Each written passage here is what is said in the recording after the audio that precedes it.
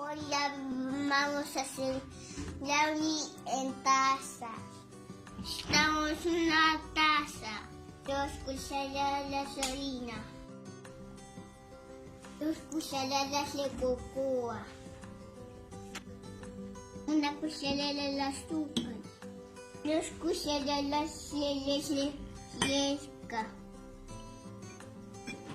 1 cucharada de levadura, 1 cucharada de mantequilla de lequilla y por último pecanas picadas. Ahora vamos a mover y mover.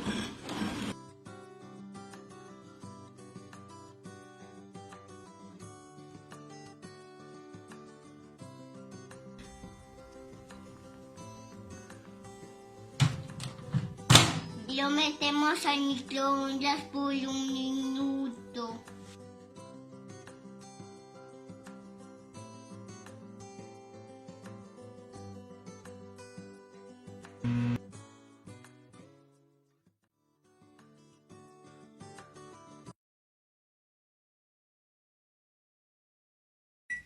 Y pedimos a una persona mayor que lo saque.